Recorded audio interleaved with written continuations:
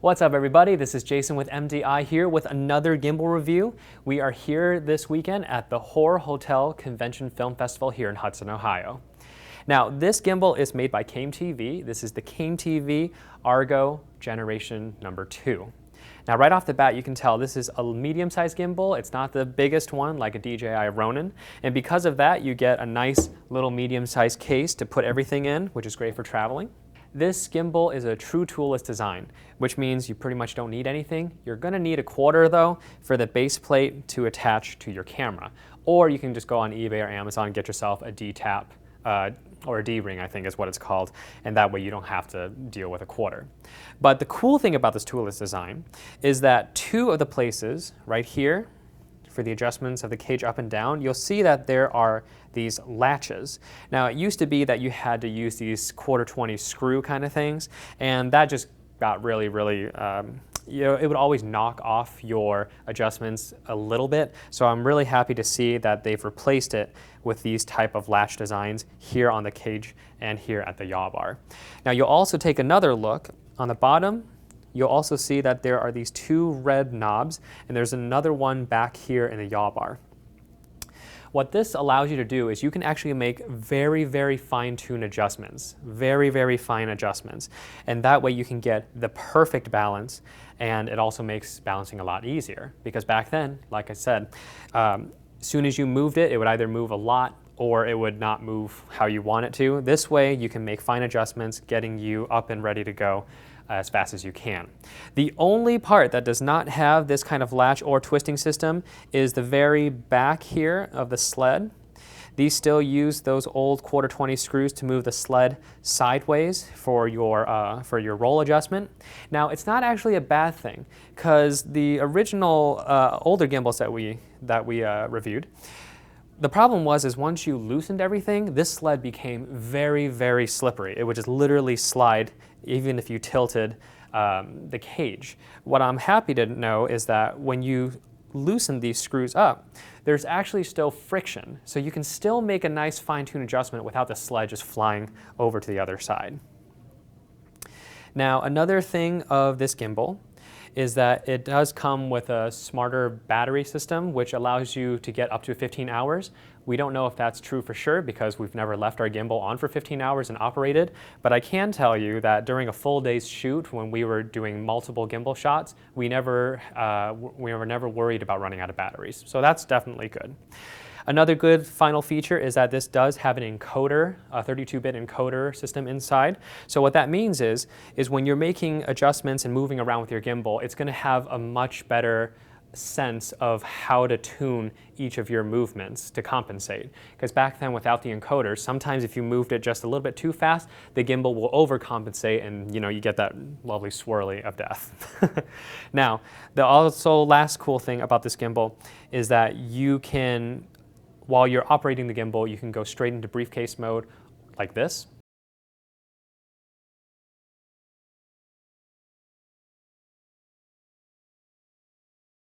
Or you can go into inverted mode like this.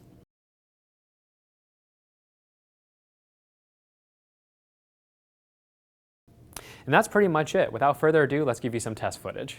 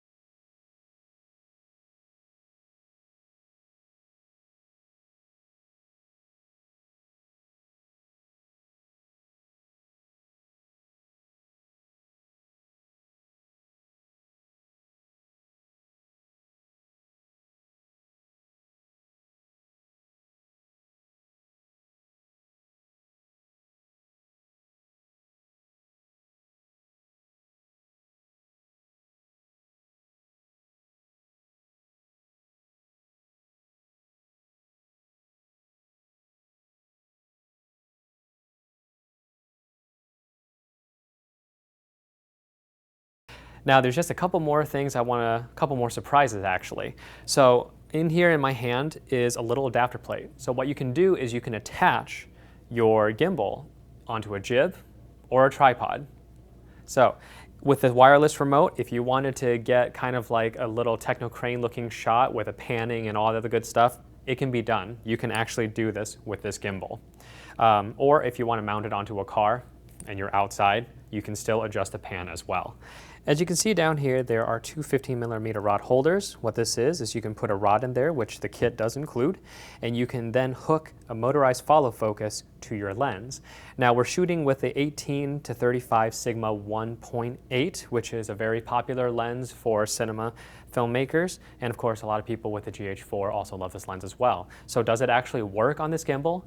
Absolutely. All the footage that you saw beforehand was shot with this lens and it works wonderful. Now if you do want to put a follow focus on it, it is going to make the cage front heavy. So what you're going to have to do is you're going to have to buy a couple weights to offset it, because as it is right now, if we move the GH4 any further back, it's actually going to hit the back of the bar, and I've even removed the eyepiece to get enough clearance for this setup. You can also take one good look down here. We have a little antenna here for the wireless video monitoring system. And then right here you'll see a D-tap, which is obviously to power the wireless follow focus motor.